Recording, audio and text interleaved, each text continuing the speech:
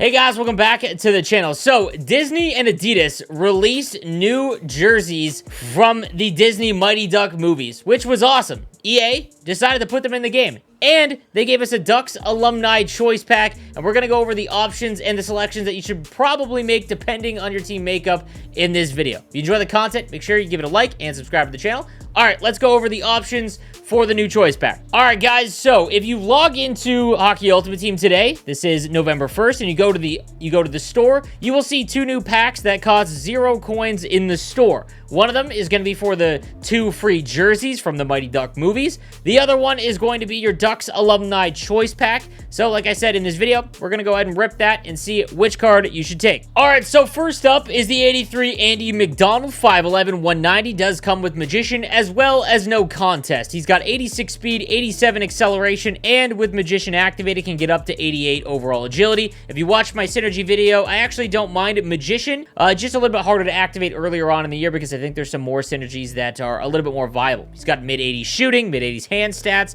His face-offs are at 79, so if you do know how to take face-offs and know all the counters correct, he is going to be able to win you some draws. Body checking, however, is down at 76. I personally like centerman to be a little bit bigger because in the defensive zone, they play a much more important role than wingers, per se. But if you are looking for a centerman or if you need a left-handed winger, this is actually a pretty viable option as he does have 86 speed and 87 acceleration. Next up, we've got a little bit better in terms of face-off in Saku Koivu, the 83 overall on the face-off dot and 83 overall in total. Does come with Spark, which I think is a little bit better of a synergy for you guys. 86 acceleration, though, and 85 speed, so he's a little bit slower. His shot is a little bit worse. Hand stats are a little bit worse. He's just much better defensively. Even with Spark activated, he can get up to 84 body checking, which can help out, or can help the fact that he is only 5'10". Again, not an extremely strong option. I think I'd much rather have like the 85 HUT 23 Kopitar, for example. There's a lot of other cards I'd rather have just because, again, I think centerman, you don't need to worry about skating as much, but size is definitely important for the centerman position. Then we've also got the 83 overall Francois Beauchemin with Wingman and Shutdown. Wingman, one of the best synergies in the game. However, he's got 84 speed and 82 acceleration. There's no reason why you'd want to go after this card to use him. He is just way too slow. There's no way around that, so this one's a pass for me unless Francois Beauchemin is randomly one of your favorite players. Then we've got the 83 overall Jean-Sébastien Giguere with Fly the Zone, 6'1". It does have butterfly effect, and as you can see here, I do have this card in my collection because I chose this one on my No Money Spent team, and I'll explain why. If you do not have any of the other cards, if they will not make your lineup, or if they're going to make your third or fourth line, the reason why I would go with J.S. Giguere is because of the new Teuvo Teravainen that was released. It does require HUT 23 or Primetime items to help you unlock him. So even if you're not going to use Giguere, you can put him in your backup slot and get the points for him so that you can unlock that card a little bit quicker. I've got to say, EA rarely adds something new and then never does it again in terms of events or anything like that in the cycle, so I could see a lot of longevity out of these HUT 23 items. So if you can get some untradeable for free, you know, and just throw him in your backup slot and he's not going to impact your team at all, that's the reason why I went with him. I think he has the most longevity just for that reason alone. So in terms of using him in net, 6'1", you're able to use smaller goaltenders this year because, you know, backhand or cross crease one-timers just don't go in. 66 aggression is good. His speed is 85, whatever. But again, I wouldn't think too much into it. I think this just has the most longevity. Now let's get to the two forward and defensive options that I would go with if you are looking for a player outside of a goaltender.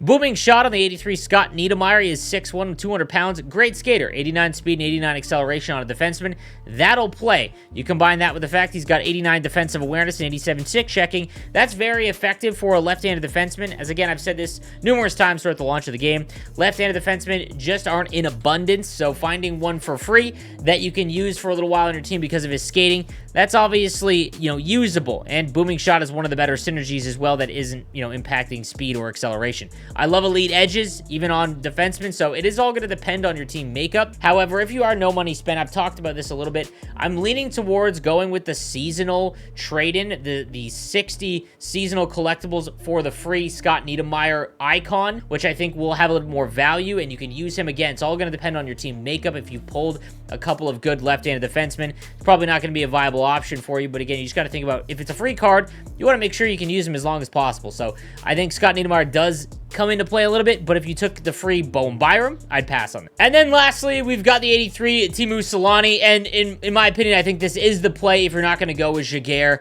He's got Gladiator, which does help out that abysmal endurance down at 74. That is a real issue, guys. He's got 92 speed and acceleration, which is great. However, 74 or 72 endurance without Gladiator is going to mean he's got one rush into him, and then that's it. Okay, so you got to keep that in mind. However, that kind of straight line meta is still in the game, so you can definitely get some usefulness out of him. He has 80 agility, so it's going to be like trying to turn a boat.